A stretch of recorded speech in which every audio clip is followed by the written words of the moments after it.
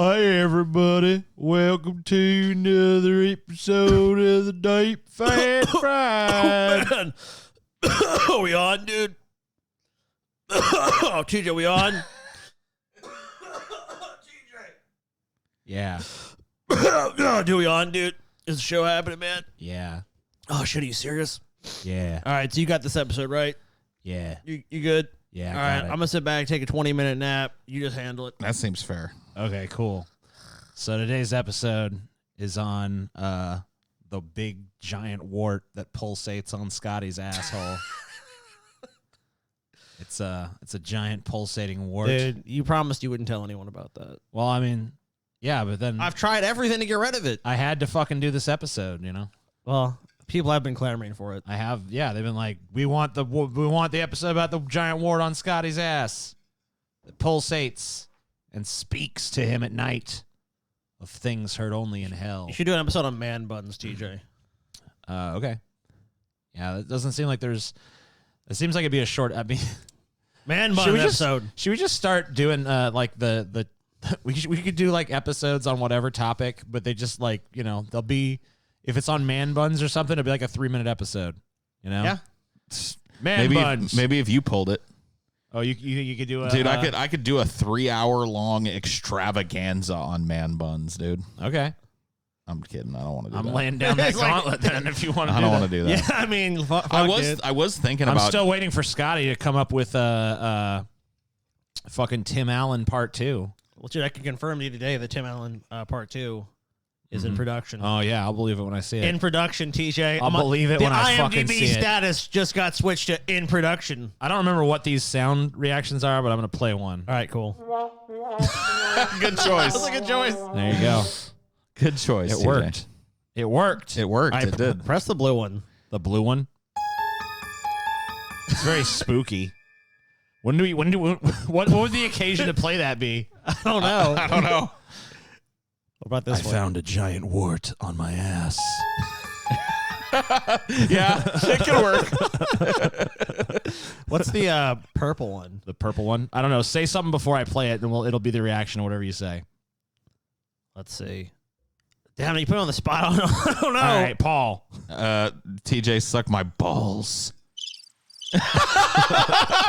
Fuck you, crickets. Like, yeah, it didn't work. Didn't land. Shit. All right, one more. Well, let's see what Red. Orange, red? Red. Okay, go. TJ, you're a worthless sack of shit.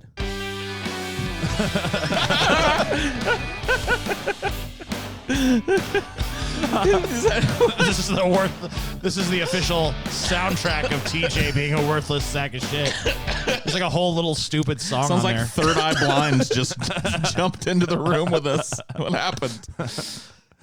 Oh, yeah, that's good stuff. Good stuff.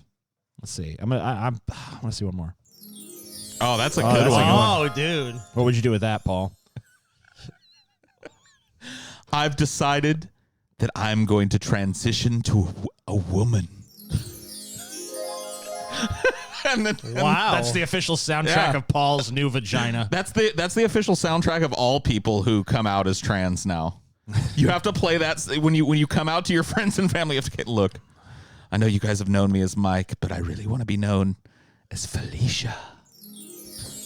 Oh, yeah, dude. See how that would help?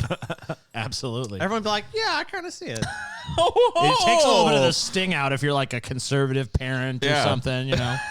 Yeah. Oh, I like it. It's the perfect coming out as trans sound. Yeah.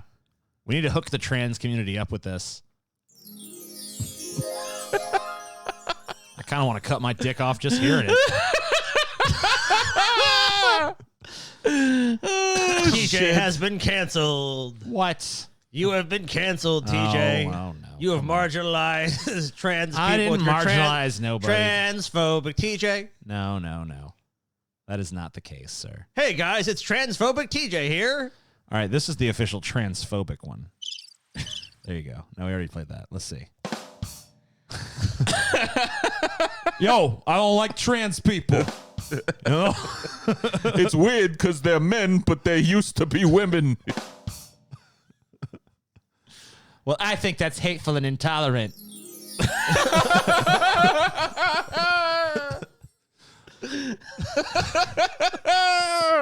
Don't give us a soundboard. We turn into fucking monkeys, dude. I know. Oh, press this one. Hey, you know what? Did you press the yellow one? I don't think I did. What's the yellow one do? Gotta find out, dude. All right, Press it. someone say something. Something. Hey. That was a pretty impressive instance of something. All right. Yeah. Now, if you could only associate those colors with those things. Oh, so every time TK Yeah. makes a video, we're gonna have yellow pushed a bunch. I'm great. Yeah. They love me. Louder. Yeah. What the fuck? I don't know. Anyway, Scotty, you've pulled today's episode. Yes, sir. I'm sorry. So I want to just quickly, before Scotty starts, I want to apologize to everybody. This is going to be a Scotty episode, so you might want to tune out and find a better podcast.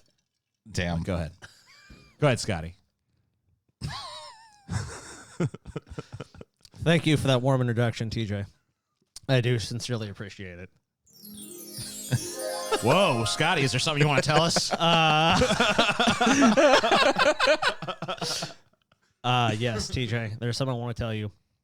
I'm actually coming out as a TJ. Oh, shit. I'm, in fact, actually you. I always knew that, though. Anyway, what's today's episode on, Scotty? Well, TJ, when you hear about history, History. it tends to be about great civilizations doing great things. Yeah. The rise and fall of empires. Yeah. Often we think of military conflicts that expanded or destroyed these empires. We think about the astonishing works of art that stood the test of time. The inventions that pulled us from a bunch of shaved apes wandering the lands to a bunch of fat neckbeards ordering Taco Bell on our phones from the comfort of our air-conditioned homes. Don't do that, by the way. Whilst, TJ, Whilst. we sit on our ever-expanding fat asses. Oh, wow. And you missed your image cue. I did? Shit. Here we go.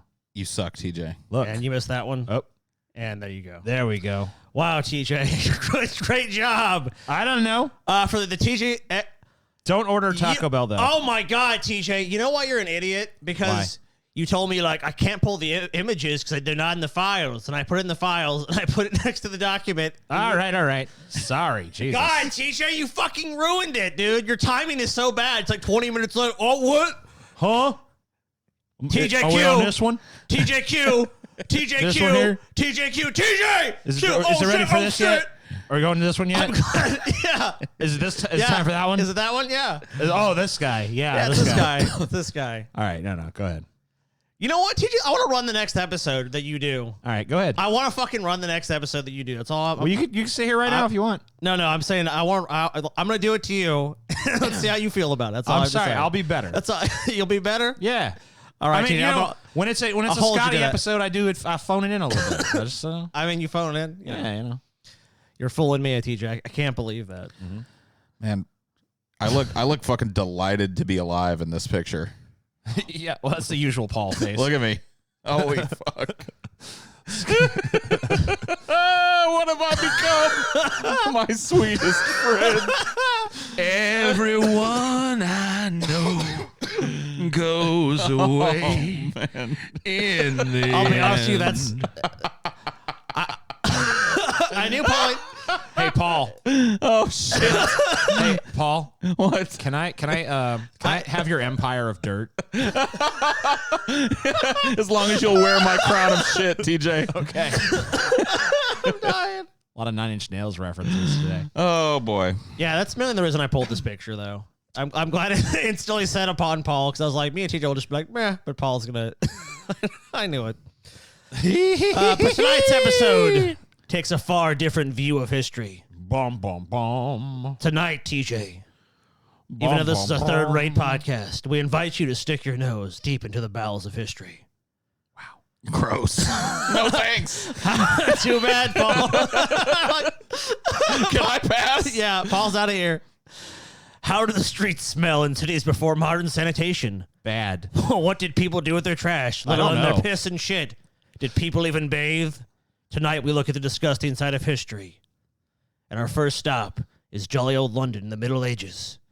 In the history of Europe, the Middle Ages, or medieval period, lasted from the 5th to the 15th century. I don't like this Middle Ages shit. This is like people trying to reform the Dark Ages. It's just it's the Dark Ages. It's the Dark Ages, Well, it's yeah. like it's after the fall of Rome. It's like that transitional period between. Well, they used to just call this the Dark Ages, but then people are like, it's not actually a Dark Age. Well, we're about to find out that it fucking was.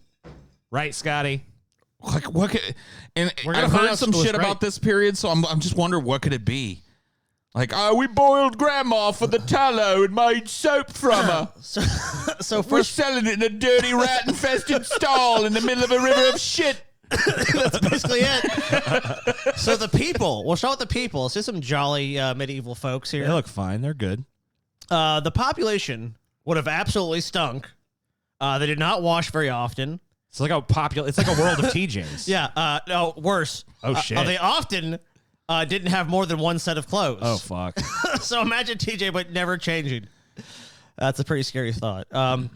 They often didn't. Let's see. Yeah, there was very little idea of personal sanitation, and in the summer they had all been hot and sweaty. So obviously there's no air conditioning, and people didn't really like. There's no idea of like, hey, Yeah, so sweaty. people just were sweating all day. They didn't really wash themselves. They didn't give a shit. The only source of water for washing was the river, and we know gong farmers, the people that empty latrines, would have gone and washed there. Excuse me. I got this fucking cough out. Dude, if I was alive back then, my ass would have been in the river. But of course, there was also a receptacle for all the mess, Paul. Oh. So we think people would have avoided washing in the winter. After a period of warmer weather from about the 10th to the 13th centuries, it got quite cool again. So sometimes the Thames would have been frozen for weeks on end. So there would have been very limited opportunities to bathe to begin with. So in the winter, you have a frozen river. And also, given how much perfume that richer people wore, I think it's fair to assume that some of the slummy areas, the overcrowded areas, were pretty stinking. Probably thanks to the inhabitants. So, I mean, rich people are basically just saying, hey, we're not going to bathe more. We're just going to douse ourselves in perfumes and essential oils and shit. So we smell good. So we have the appearance of smelling good, but we're not actually going to smell good. So just everywhere you went, there was just this strong note of ripe ass. Just imagine like going to like a gym with everyone just working out and like exerting themselves and then just walking around and never changing the clothes they're wearing. So I think I got a better analogy for it. Like, you know, like you go to a concert or something and you're in like the pit or whatever. Yeah, then, and all the sweaties are around. And then by the end of the night, that fucking whole place stinks like fucking human body odor. Just imagine that times like, I don't know, 100. Yeah, and everywhere you go. Yeah, and everywhere and like going to the marketplace, everybody just reeks. Yeah. And that's just the people. We're not even to the river itself. The river was basically the only means of getting sewage, certainly liquid waste, out of the city. The river was the way they got drinking water, but also they dumped all their waste. Yep. That just seems like something that humanity should have learned before it got to this stage. You know what I mean? You literally don't shit where you eat. Like a dog knows that. People in medieval London did not. The offcuts. That's why we broke off from them and started America. America. The real. A real country. Oh, yeah, because those colonials, don't- none of them ever shat where they ate, I'm sure. We don't sit around drinking our own piss and shit like these limey cocksuckers. We very much did, though. The offcuts, the various bits of offal, things that weren't going to be eaten from the butchers, these were wheeled down in wheelbarrows to the Thames and dumped off a specially constructed pier in an attempt to put them in the middle of the river, the fastest flowing part. Corpses would have been knocking about the river, in the river too. Dick Whittington built public privies over the river, suspended on wooden piles where you could go and excrete straight into the water. It was also seen as a handy way to get rid of human waste. So people were shitting and pissing in the rivers. Like, they literally built fucking latrines. So it's like, here you go. The river will carry it all the way. So you shit in the river. You dump your dead people in the river. You fucking dump the offal from the carcasses you butcher in the river. And you have to imagine back You then, bathe in the river. You drink from the river.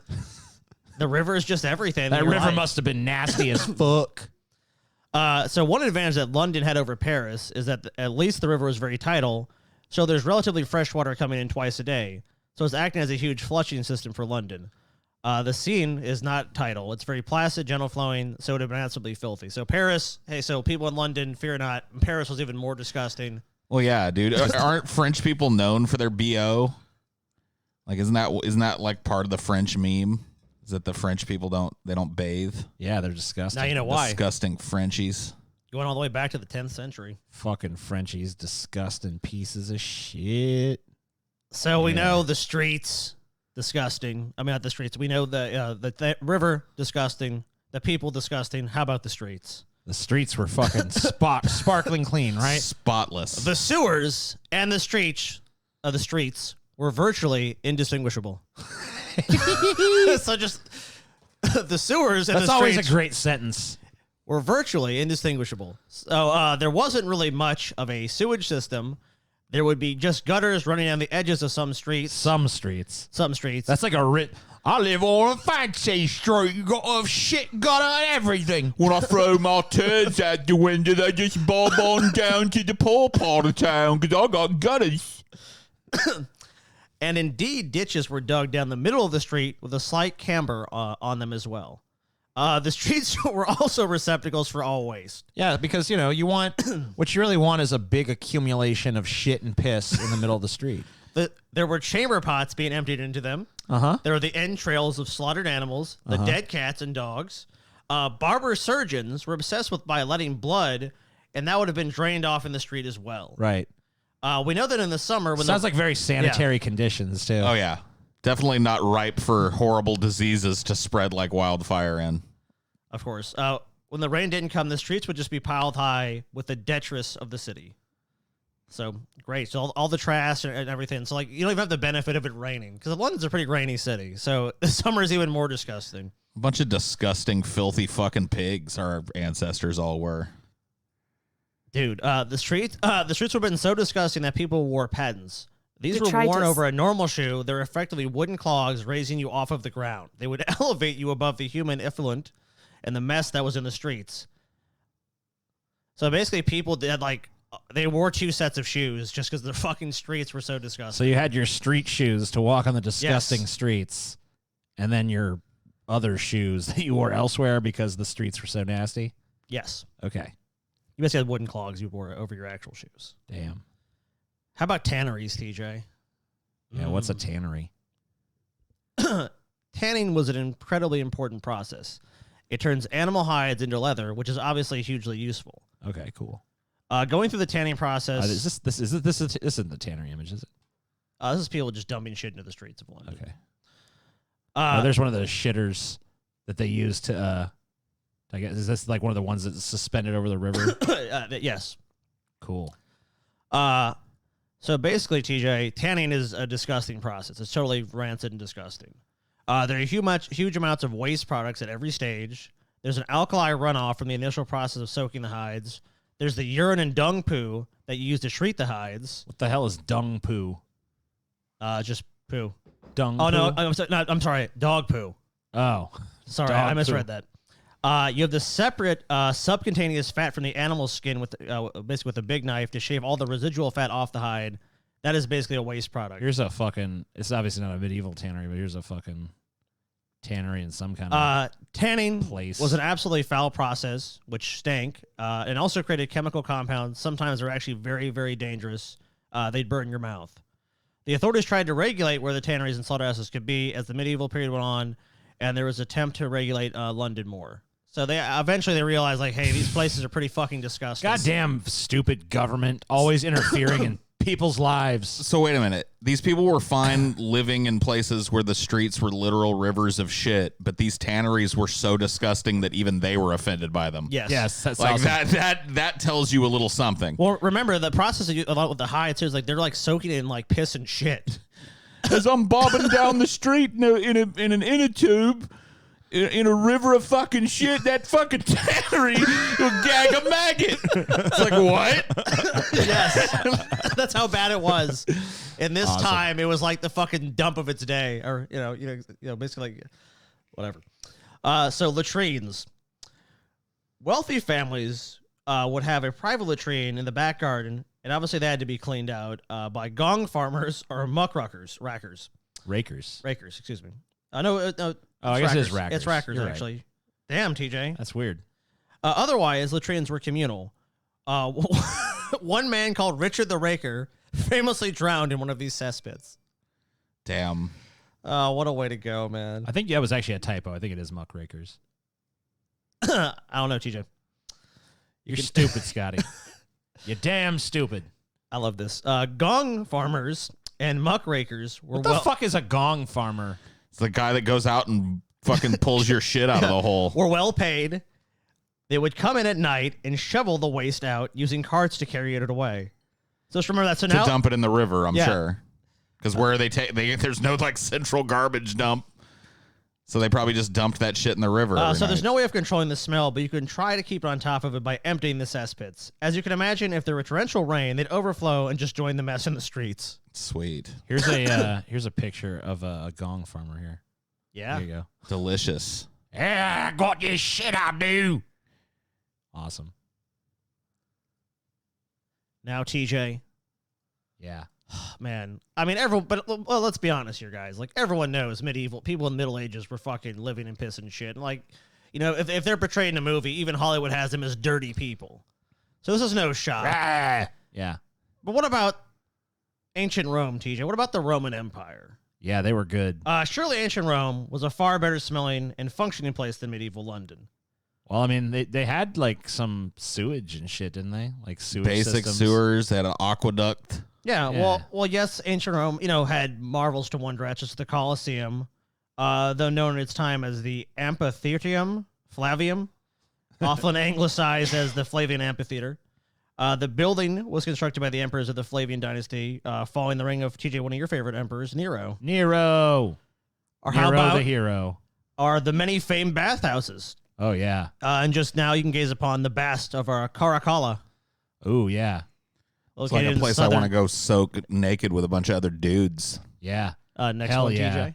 Okay. Could you soap up my junk Here are for me, here are please? the ruins of it. And there's actually the next image is a recreation of it, what it would look like. Oh, wow. Yeah, Hell so Very fucking nice. yeah. or how about the aqueducts, That looks like a TJ? good place to indulge in some fucking blatant homoerotic Oh, behavior. definitely. That was definitely going on. But next one, TJ. Yeah, here we go. Here's the aqueducts. Do you guys actually know why it does this?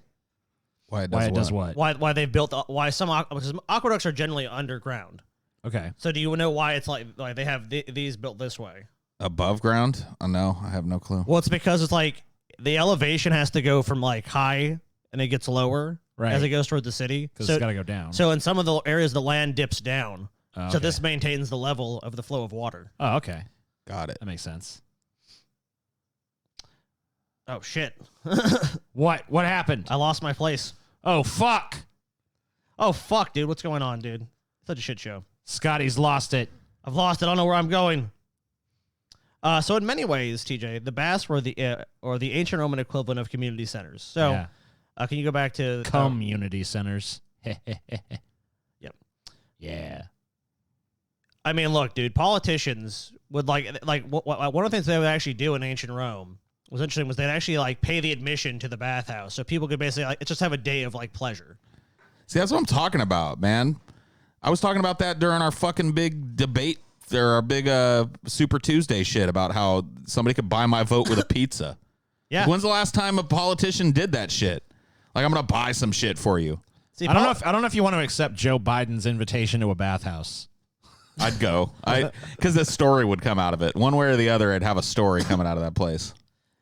I don't know if you get out alive, but okay. I would. But they were community centers. Because the bathing process took so long, conversation was pretty much a necessity. Oh yeah, that's what took so long. Yeah, I mean, of course. Well, we know what they mean.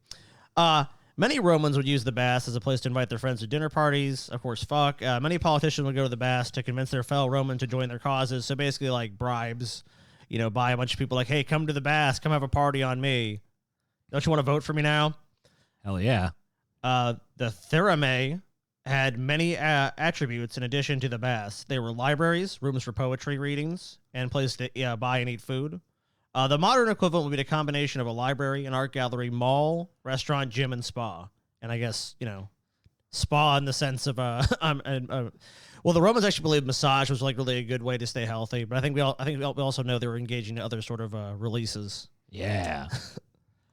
that even made such things possible. I hate to break it to you, but the Romans were disgusting people, TJ. No, they weren't. I hate to fucking be the bearer of bad news. Bullshit. Like, they had these baths, they had aqueducts, they had all these marvels. Yeah, it's really impressive, but they're pretty fucking disgusting. But they also had this skinny Paul.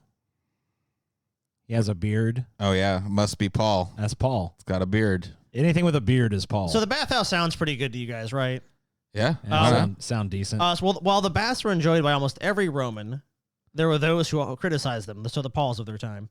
I knew it was Paul. The water was not renewed often, and the remains of oil, dirt, and even excrement were kept warm, providing the perfect environment for bacteria. Oh, gross. God damn it.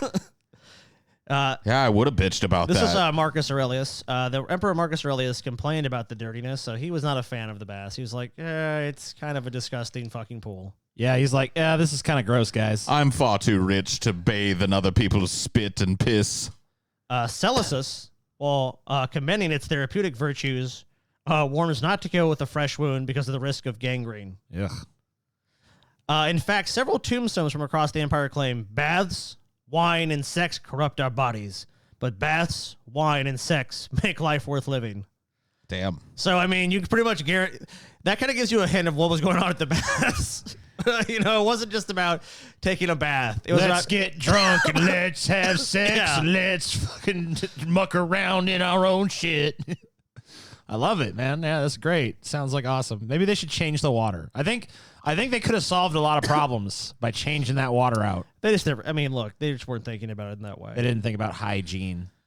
I was like, I kind of had this is kind of the wholesome objection. The objections of the philosopher Seneca were instead about the associated noise that interrupted his work when he resided above a bath. It's like, God damn it, I'm trying to fucking these write damn- my Seneca bullshit up here. Can't fucking do it with all these crazy Roman orgies going on below me.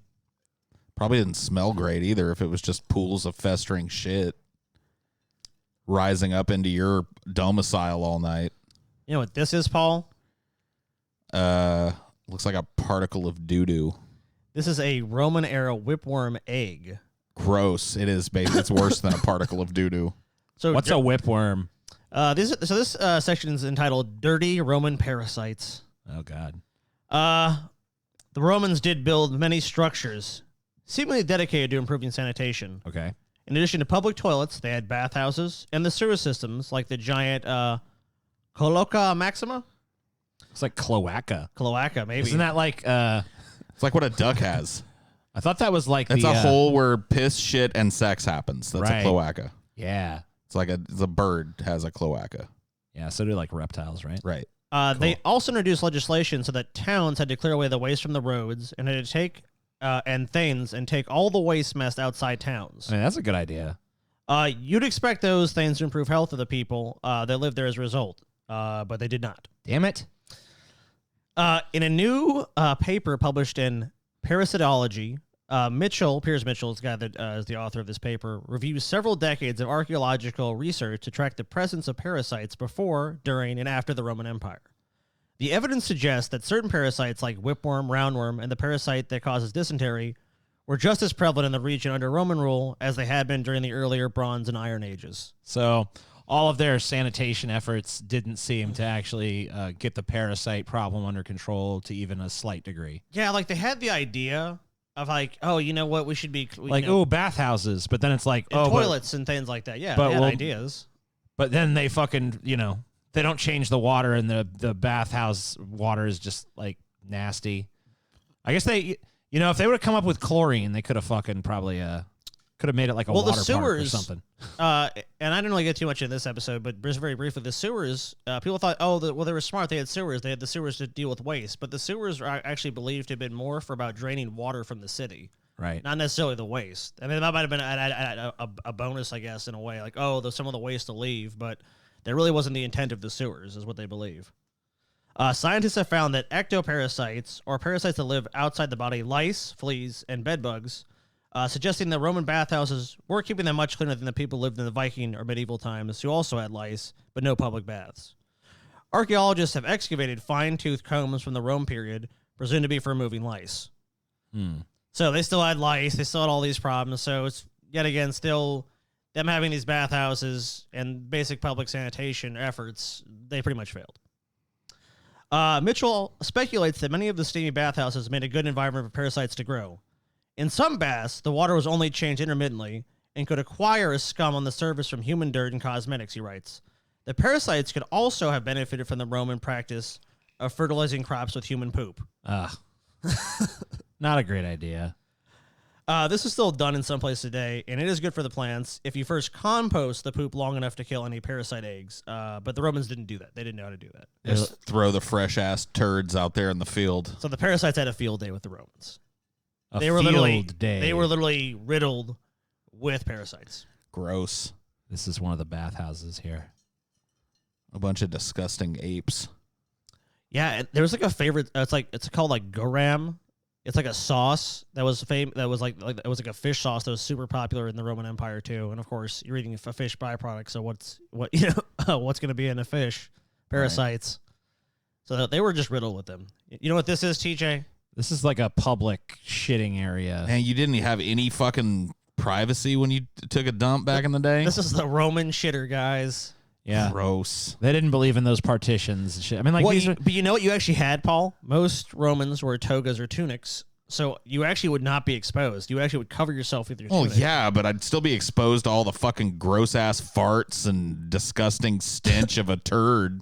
Dude, can you imagine, like, you're sitting there on one of the shitters and then, like, all the other ones are empty and then some dude just comes and sits right next to you to shit? You'd be like, damn it. It's one of these weirdos. They'd be like you, TJ. It's like the urinal rules for today. Yeah, I wonder if those existed back in Roman times where people didn't care. I have a feeling, no. I don't think anyone really cared that much. And if you did, this is what you had. This is what you got. Here's a hole to shit in. Do it. So the ancient Roman sanitation structures may not have actually been that sanitary, at least by our modern standards, says Anne Olga Kolowski Ostro, a professor of classical studies at Brandeis University, who's been visiting and studying Roman sewers and latrines for more than 40 years. What a thing to devote your life to. Really, yeah. In my exploration, what do you do? Toilets, I study ancient Roman shitters. That's what I do. Hey, someone's got to do it. Well, the sewers as well. In my explorations of public toilets, I have concluded they must have been pretty dirty places. Excrement. Wait a minute. Yeah. So 40 years to figure that out? Yeah, excrement and urine on the streets and the floor. Poor lighting. Surely not someplace one would want to spend much time. So these places were completely disgusting. There was shit and piss everywhere. So Paul, like a gas station bathroom, basically. It wasn't just like you're gonna put your ass there. It's like there's gonna be fucking retards that come ahead of you that are rubbing like poop all over the seat. You know, it's sweet. Yeah, you notice there's no like toilet paper or anything too. What do they even do? What do they do to wipe their ass? Well, there wouldn't be toilet paper. It's right. We're getting to that. 5,000 years ago or something. I knew that was the next question. Yeah, what do they do? Do they just like? Was it like? I know like some fucking cultures they just like literally wipe their shit with their other hand. They could use their left hand to wipe their shit with. So wiping a Roman ass, TJ. But I feel like the Romans had to do something a little bit more advanced than that, right? So here's a scene, Paul. That's how I'll do. See the two dudes on the left there. But you know what? What is that one dude holding? What is that? We're about to find out. Oh God. Okay. But you actually, a lot of times people would go as families to these things. Like obviously, or two men would go. So that's why those guys are seated next to each other. Okay. Or they're they just I don't know. They like sitting with company. Yeah. So the next image, TJ. Okay. A rag on a stick. That's your answer. Ancient Romans were a bit more sophisticated than the Greeks when it came to cleansing. They opted for a sponge at the end of a long stick that was shared by everyone in the community. Oh, no. It was called a spongia, a sea sponge on a long stick. I am really glad I didn't. I'm getting increasingly happier to live in the time and place that I do. Yeah. The communal fucking sponge on a stick that everyone shares. To wipe their ass with. Wipe their fucking ass. Yes. Yum. Gross. The stick was long because of the design of Roman toilets. Public facilities had a long marble bench with holes on top for the obvious thing and holes in the front for the sponge sticks.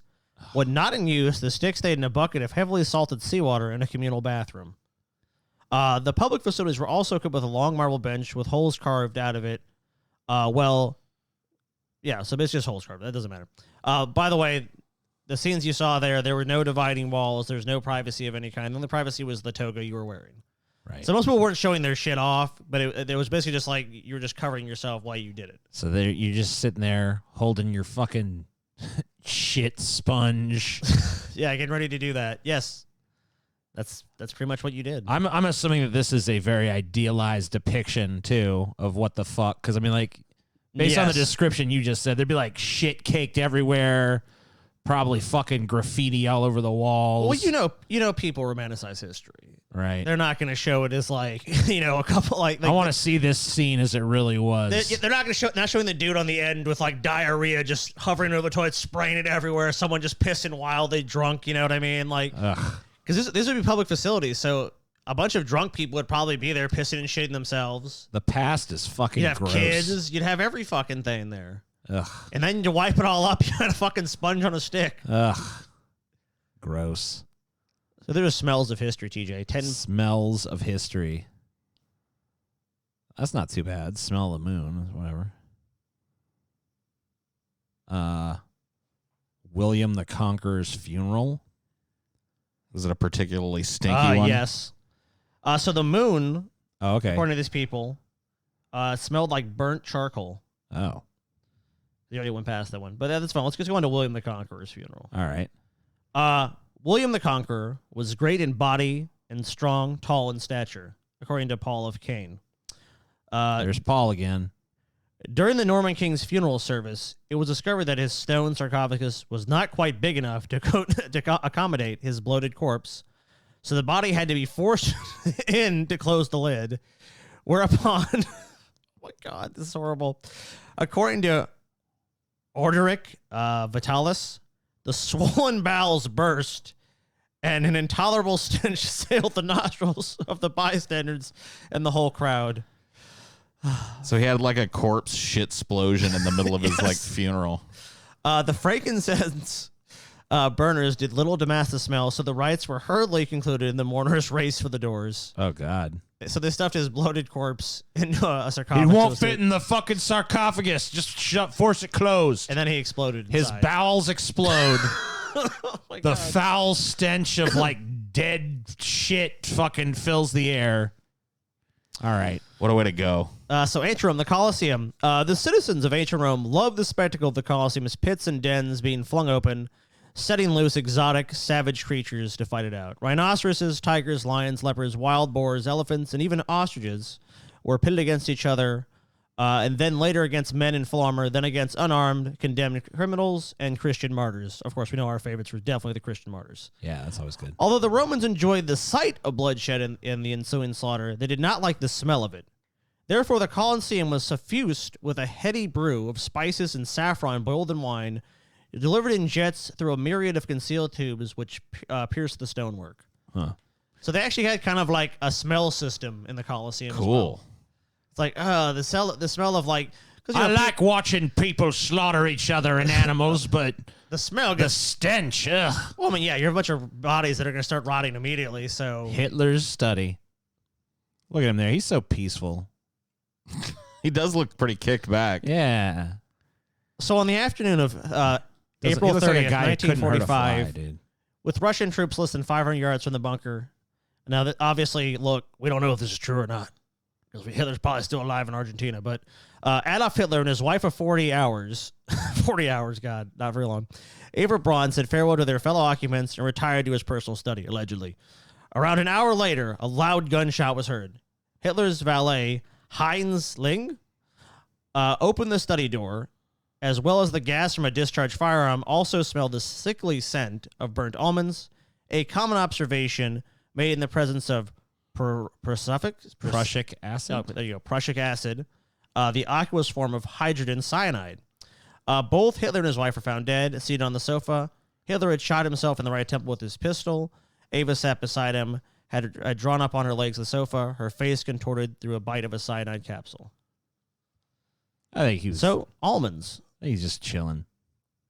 Burnt almonds, TJ. Christopher Columbus smells tobacco. The greatest moment in American history. Of course. When Columbus first set foot in the New World on the 12th of October, 1492, likely at San Salvador Island, he was approached by natives who presented various gifts. He recorded in his journal, the natives brought fruit, wooden spears, and certain dried leaves, which gave off a distinct fragrance. Columbus and his crew threw them away, not idiots. appreciating the significance of aromatic leaves. Idiots. It was only when the natives were observed smoking them, wrapped in rolls of palm, that the concept of smoking was understood and taken up by the crew. Yeah. I love how just instantly people are like, oh, okay, what's this about? Oh, yeah, I like this. This is horrible, but I like it. So the Got more of that? I just imagine a bunch of TJs sitting in front of the aisle like, what's this shit? And as soon as the fucking TJs of the group see you can smoke it, they're like, yeah, this is great. This is the best damn day of my life. Europeans had found a new addiction, and the craze for tobacco smoking soon swept the old world. Hell yeah. I mean, hey, some things are just too addictive. I mean, obviously, it helps that smoking tobacco is incredibly addictive. Not everyone took to it. One of Columbus's crewmen, Rodrigo de, I think it's Jerez, so alarmed the locals in his hometown of Spain when they saw and smelled the pungent smoke exhaled through his mouth and nose, they reported him to the Spanish Inquisition. He was imprisoned for 7 years because only the devil could give a man the power to exhale smoke from his mouth. Wow. People were really fucking stupid. Really uptight, too. What? Damn Spain. Too many Spanish people. Ancient Judea, the court of King Herod. I didn't TJ. know King Herod was so fucking... He looks constipated and angry. The fuck? So anyone in the presence of a biblical king, Herod the Great, in the last few weeks of his life would don't probably look that great. Yeah, would have gagged on the stench of foul-smelling rotten meat emanating from his undergarments. Oh, God. Modern physicians have concluded that, based on the accounts of historians Flavius Josephus and Nicholas of Damascus, Herod most likely expired from chronic kidney disease complicated by foreigners gangrene or gangrene of the genitalia. Damn. So his dick was rotting off. Josephus wrote, he had a fever, though not a raging fever, an intolerable itching of the whole skin, continuous pain in the intestines, tumors of the feet, as in dropsy, and inflammation of the abdomen, and gangrene of the privy parts. Ugh. Oh my God, dude, just shoot this dude. There was no guns. You couldn't even shoot him. Oh man, chop his head off, something, man. Yeah, do him a favor. God, strangle him. Chronic kidney disease often causes ulcerations of the intestinal tract. One of the possible causes of foreigners' gangrene in Herod was the perforation of the intestine, with the infection extending to the scrotum and penis. However, it is also possible that he scratched himself raw, allowing bacteria to be introduced into the skin. So, no one really knows, but... Sheesh. Herod was a real dipshit. let's go. Number 7's on entry. Let's go to number 8. Okay. So 1945, hospital treatment room on the outskirts of Hiroshima. So the first of only 2 nuclear weapons ever used in combat were dropped on Hiroshima on August 6, 1945, killing around 150,000 people. Hiroshi Sawachika was a 28-year-old Army doctor stationed in the Army headquarters in Ujina. I don't know, probably butchering that. 2.5 miles from Ground Zero where the bomb exploded. He was not seriously injured and was tending to other staff wound caused by flying glass when injured citizens from the town began to flood toward them. The nearest medical facility left standing. Decades later, he recalled stepping inside the treatment room. I found the room filled with a smell that was quite familiar to a smell of dried squid when it had been grilled. The smell was quite strong. It's a sad reality that when the smell human beings produce when they are burned is the same as the dried squid when it is grilled. Good to know. The squid that we liked so much to eat. It was a strange feeling. I remember that I had never had before. I can still remember the smell quite clearly. Wonder if he still ate dried squid. So grilled squid. Dried grilled squid. Yeah. You dry the squid, you grill the squid. It smells like a Hiroshima victim. That's good. Jesus. Yeah, Good that to was the know. main one I wanted, so we're going to move on. Okay. Moving on up. Hey, there's another Paul. Hey. That's old. How dare you blaspheme, TJ? That's old skinny Paul. How dare you? Sorry. I didn't mean to. Holy bathing, TJ, Holy bathing. in the light of our Lord. Okay. Not only were Catholic saints full of shit, TJ, they definitely smelled like it too. The cleanliness of the body was regarded as pollution of the soul. Yeah. I read about this before. Writes William Lecky in History of European Morals, and the saints who were most admired had become one mass of clotted filth. Gross. Yeah. So you know that saying, cleanliness is next to godliness? Yeah. That's a relatively recent saying. It used to be the reverse. Yeah, it used to be like, you know, the nastier and dirtier and more foul you were, it was like, yeah, you're close to God. So Saint Abraham, who's featured here in this image, the hermit refused for How come they're never painted looking all nasty and shit? the hermit refused for 50 years to wash his face or his feet. Yeah, so why... He should look fucking nasty as shit here. Why does he look, you know... You don't look like he's a dude who never fucking takes a bath. A famous virgin named Sylvia, though 60 and sickly, quote, refused to wash any part of her body except her fingers. Gross. Gotta keep your fingers clean. That cunt must have smelled like a goddamn fish market. That's probably an insult to fish markets. Yeah. Saint Simeon Stylites stood unwashed on giant pillars while worms gnawed at his open sores. Gross. I wish we could send like these Catholics that venerate these saints back in time and let this shambling, disgusting, lice-ridden, shit-smelling old man walk up to him. Yeah, I'm Saint Aloysius. Get the fuck away from me! Gross. And TJ, You want to touch me sores?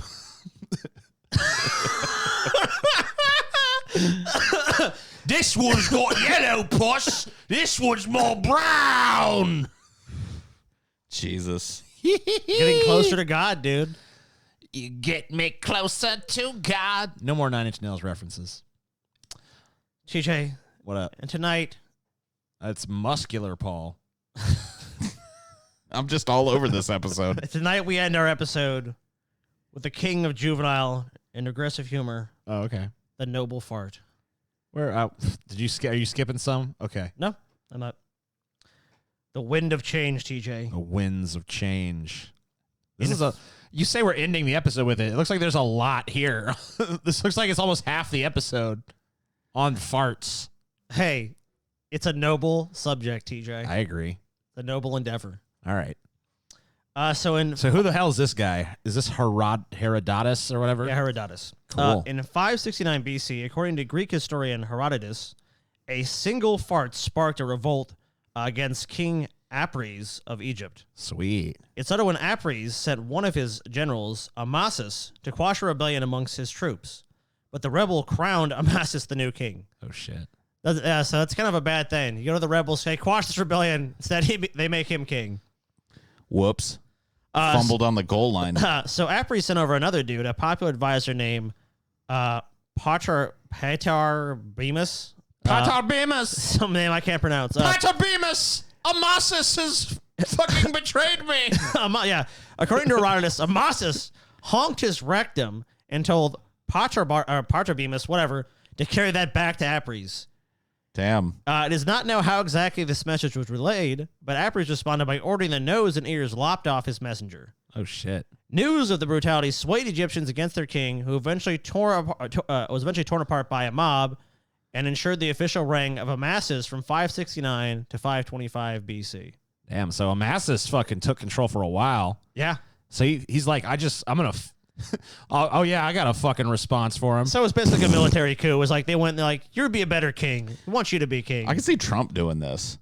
Say, I got something I want you to send to Pelosi, okay? Just send this to her. It's the big old belly fart. How about this, guys? A single fart caused the violent deaths of 10,000 people back in ancient Jerusalem. Cool. Now, obviously, take this with a grain of Paul. No, I believe every word of what you're about to say. That's according to one Roman historian who wrote that a poorly timed fart was responsible for a deadly riot 2,500 years ago. We actually mentioned this guy early in the episode. Flavius Josephus chronicled the He's history. all up in this bitch. I know. The history of the Jewish war against the Romans in his book, War of the Jews, published in 75 AD. In it, he describes a bonkers tale in which a toot from a Roman soldier triggered a revolt against Jerusalem's rulers. Damn. Dude, every fire's just waiting for a spark. It is, man. Sometimes that spark is a fart. In Jerusalem, between 600 and 500 BC, a cohort of heavily armed Roman soldiers were guarding a temple during the celebration of Passover Josephus writes in book 2, chapter 9 of his book. I want this to happen to me so bad. I just want to be walking around in the middle of a city at some point and just release a fart that starts a riot. That's it. That's the last fucking straw, bro. Tear down the shops. We're not taking any more. One fart too many. One fart too many. I want this so bad. Oh man, what a great way to start a riot. The Romans, who had control of Jerusalem at the time, apparently always kept guard at festivals to prevent any disturbances. TJ, I'm actually going to need you to do that soon. So hold up. According to Josephus... I'm sorry. I'm in a loop. No. Yeah, but I actually want you to play that 1 second. According to Josephus... You just tell me when.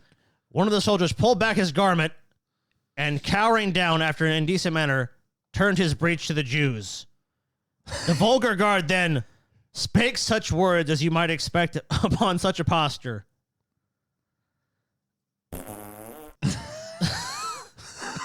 So he farted at them. He's like, "Fuck you guys." Right, hold on. And he farted. You tell me what his fart sounded like. You think it was like A? No. All right, B. Keep going. C. What's the loudest one, dude? Yes, the one. Yes, dude. It was hold wet. on. That was called rigid fart. This is squish fart.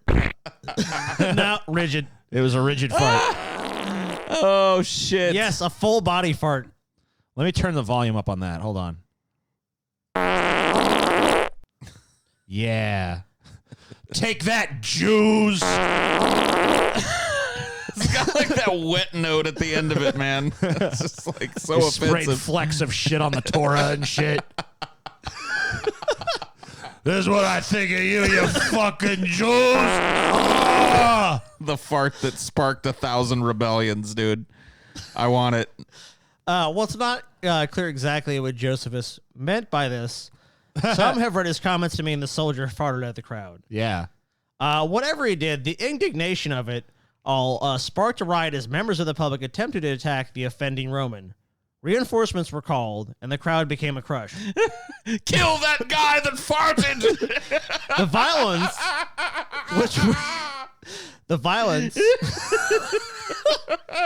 Farts are the funniest shit in the world. I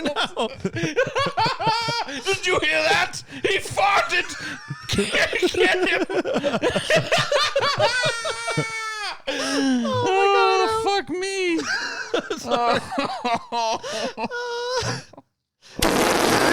What was that? Excuse me. Did anyone else hear that? Riot! Kill that Roman! He farted. Kill him. Listen to him gibbering on from his butthole. Hang him from the parapet. That disgusting pig farted.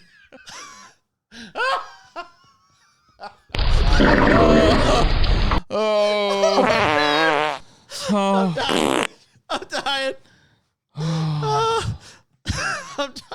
Oh my god.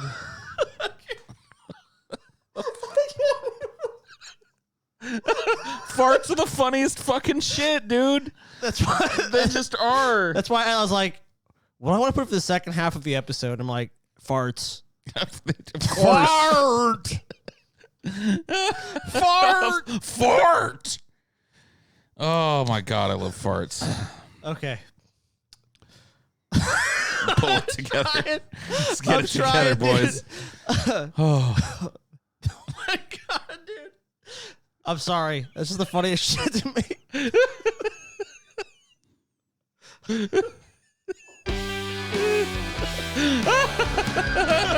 Third eye blind, go away. Oh, Oh my we god. don't need to hear from you right now, third eye blind. Maybe the third eye is your butthole. That's why they butted in. They hate farts. Third eye blind. Oh. The story. The violence with which the Oh, crowd. I'm sorry. I Yeah. didn't violence, I TJ. didn't know we were still on that. with which they crowded to get out was so great, they trod upon each other. Josephus writes. They started trampling each They other because the guy squeezed one farted. another till 10,000 of them were killed. Wait a minute, it must have been a stinky fart, dude. Everybody ran and trampled each other. I'd rather trample over my friends than smell this fart. God damn you, TJ. That was the foulest smelling fart of all time. So a stampede ensues. Dude, it was like Joker gas. There was like a green mist that fucking spread out amongst the people. It was like a visually interesting fart. You could actually see the fumes. People were screaming. People were throwing their children on the ground to run a little faster. Get away! Someone farted! Get away! That's like the greatest fart in history. Oh, man. People were cutting their own noses off to not have to smell it anymore. Dude, that Roman soldier is my new fucking hero in life. Dude. There goes very anti-Semitic my of you, hero. Paul. Oh, my God, dude. Oh. I don't think Paul enjoys the whole subjugation angle. I think it's just the fart inciting a crowd to riot. Yeah, the fart would make all that subjugation worth it just to be there and witness that. Oh. I think we found if Paul ever has a time machine moment. Oh, my God. You know how many riots I'm going to start? I guess Hitler wasn't the first person to instill within Jews a fear of gas. Oh, come on. Oh, damn. Hit the blue one. Come on. Or what is that? Which one is that? The want? What's the want? Green. There you go. All right, sorry. Josephus' account depicts at the time of serious unrest in ancient Jerusalem, so it was already a pretty contentious time. Yeah, that fart just set things off. Here's some things to remember. He wrote his account a good few hundred years after the event is supposed to have taken place. So obviously said take No, it it with happened. a pinch of Paul. Shut up, it happened. No, this happened for sure. How about the Wizard of Ass, TJ? The Wizard of Ass. In Francoi Rabelais, Gargantua, and Pantagruel, published in 1532 and widely considered the first fantasy novel, a giant rips one. What novel? Oh, fantasy. Okay. That was well considered the first fantasy novel. A giant rips one so powerful, it creates actual little people. Whoa. Damn, I've never farted that hard before. But with the fart he blew, the earth trembled for 27 miles around. Fuck. And with the fetid air of it, engendered more than 53,000 little men, misshapen dwarves. Damn. His fart created life. Dude, can you imagine fucking being witness to that fart? I mean, a fucking like earthquake 27 miles from its epicenter. You know what totally ripped that off was the Nutty Professor remake. Oh, yeah. Remember he had that nuclear fart? Yeah. Yeah. What's this anti-fart propaganda I'm looking at here? So in 1607, TJ, British member of Parliament Henry Ludlow farted during a debate about naturalizing the Scots. The farting nay vote was probably an accident, but it passed into folklore, inspiring many poems, including The Censure of the Parliament Fart. Whoa, there's a poem? You want to read it, TJ? Oh, can I read it? Yeah, I'll let you read it. Never was bestowed such an art upon the tuning of a fart. Down came grave ancient Sir John Cook and read his message in his book. Feary well, quoth Sir William Morris so, but Henry Ludlow's tale cried no. Up starts one fuller of devotion, the eloquence, and said a very ill motion. Not so neither, quoth Sir Henry Jenkin. The motion was good, but for the stankin'. Well, quoth Sir Henry Poole, it was a bold trick to fart in the nose of the body politic. Indeed, I confess, quoth Sir Edward Greville, the matter of itself was somewhat uncivil. Thank God, quoth Sir Edward Hungerford, that this fart proved not a turd. Wow. Well, that is the greatest poem ever written. I don't know who any of those people are. I don't know who Sir Edward Greville is or Sir Edward Hungerford. There's some people that got farted on. But they got the farts going. What a beautiful poem. Oh, it's so beautiful. Wow. Benjamin Franklin had something to say. Fart for freedom, fart for liberty, and fart proudly. Yes. Benjamin Franklin. Yes. So in 1781, while Benjamin Franklin lived abroad as U.S. ambassador to France, he wrote an essay called Fart Proudly, distributed to friends but never published, unfortunately. It includes the lines, "A few stems of asparagus eaten shall give our urine a disagreeable odor, and a pill of turpentine no bigger than a pea shall bestow on it the pleasing smell of violets. And why should it be not more than possible in nature to find means of making a perfume of our wind than of our water? I have perused your late mathematical prize question, proposed in lieu of one in natural philosophy for the ensuing year. Permit me then humbly to propose one of the sort for your consideration, and through you, if you approve of it, for the serious inquiry of learned physicians, chemists, etc., of this enlightened age. It is universally well known that in digesting our common food, there is created or produced in the bowels of human creatures a great quantity of wind. That the permitting this air to escape and mix with the atmosphere is usually offensive to company, from the fetid smell that accompanies it. That all well-bred people, therefore, to avoid giving such offense, forcibly restrain the efforts of nature to discharge the wind." So basically, you're holding in a fart. Yeah. The essay goes on to discuss the way different foods affect the odor of flatulence and to propose scientific testing of farting. Dude, Yeah, Benjamin Franklin, my man. I mean, just He was ahead out of his there time. he was thinking about the important things in life. See, everybody thinks he was this serious political guy. No. This was his life's work. He sat down and started examining the most interesting thing that humans do, which is the fart. The funniest, the most poignant, the fart. I mean, dude, this in further proof that Franklin is just way ahead of his time. Franklin also suggests that scientists work to develop a drug, wholesome and not disagreeable, which can be mixed with common foods or sauces, with the effect of rendering flatulence not only inoffensive, but agreeable as perfumes.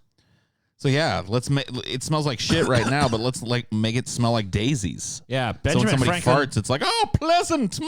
Yeah, he was fucking ahead of his time. He's looking at farts and he's like, maybe I can improve this. Maybe there's some way. He didn't just discover electricity, This is the real fart man, TJ.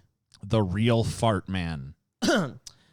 As a child, Joseph Pujol discovered himself in possession of a superpower that would save no one. He could inhale air through his rectum and expel it, much as people do with belches, only much, obviously, grosser.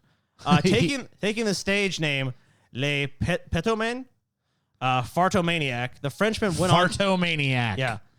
The Frenchman went on perpetual tour, ass blowing out candles, ass playing the flute, and even ass smoking cigarettes. Whoa. Sweet. At his peak, Le Petoman outgrossed even popular actress Sarah Bernhardt in every sense of the word, outgrossed. Damn. We actually have a video of him doing it. Wow. This is a great day for humanity. Devant. Fais une personne constipée. Fais d'un cheval au trot. Fais d'un cheval au galop. Fais de l'éléphant en main d'enfant. I want to see this guy. Fais de la girafe en train de se monter debout. Wow. Wow. Are there tickets available? I'd like to go see this gentleman's show. The greatest artist of all time. I mean, gentlemen, we've often said, man, what is this job? What are we doing? Like all that kind of stuff. Or like, But today we finally figured it out. and people accusing us like, man, you guys have it on easy street. Tell us, fucking find me a better job than being able to fucking make a living based on your farts and go on tour and actually outgross other famous people because they'd rather see you with your farting tricks. You want to go see Sarah Bernhardt? Nah, the amazing Farto is in town. Yeah, the Fartomaniac is in town. Are you kidding me? I know. Fuck Sarah Bernhardt and her fucking useless ass. Let's fucking go see Farto Man or whatever the fuck. Who cares? Just fart. So, TD, Fart. man, I know this about our Fart. friend, your good buddy Adolf Hitler Fart. suffered from terrible flatulence, TJ. Yeah, he did. which he actually used medications containing strychnine and atropine to treat. He really loved. He was a big medicated. He was like super medicated. He was. He took a ton of shit. He was a fucking pillhead for his day. Oh yeah. Hitler suffered from uncontrollable farting. Dawson says. I love that the most evil man in history just fucking constantly was farting. By at people. 1936, the cramps were so severe that he said he could scream. Damn. So Hitler's consulted Berlin doctor Theodor Morell, who prescribed Dr. Koster's anti-gas pills, which contained the poisons in the amounts that were less than immediately lethal. Damn. So you basically had to poison yourself not to get gas then. But Ugh. hey, I guess it worked. And this still may have been better than Hitler's favorite fart medication before that, which contained machine oil. Ugh. By early 1941, when Hitler was invaded the Soviet Union, he was up to 120 to 150 pills a week.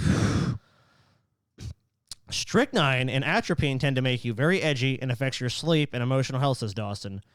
How large a part his fart treatments played in World War II and the Holocaust, we'll never know. But when the effects of the pills became known, only 6 months before he mentally eroded, the Fuhrer killed himself in a bunker. You know, it seems like the Jews are often on the receiving end of like these farts, man. You know what I mean? Damn. Like a lot of Jews seem to get killed by these fucking farts. I don't know, man. Like first that what was that other thing you were talking about? The fucking city that In Jerusalem. Yeah, in Jerusalem. Yeah. And you know, from Flavius, according to Flavius Josephus or whatever the fuck. Yeah, whatever his fucking name is. The fart that started the fucking insurgency. And now we find out at long last the true cause behind World War II. Hitler's terrible gas. He was farty. Yeah, I mean, like, if Hitler hadn't had such terrible gas, those 6 million Jews would probably still be alive. Oh my god, that sentence, dude. If Hitler hadn't had such terrible gas, okay. I don't even know what to say from there. You're an insensitive piece of shit, TJ. It just fucking said that. Scotty just said that. He just said verbatim that no one knows what if that ever it played a role. It fucking played a role. It says it made him edgy. It prevented him from sleeping. You know? Damn. I think Hitler's the real victim here. The victim of terrible gas.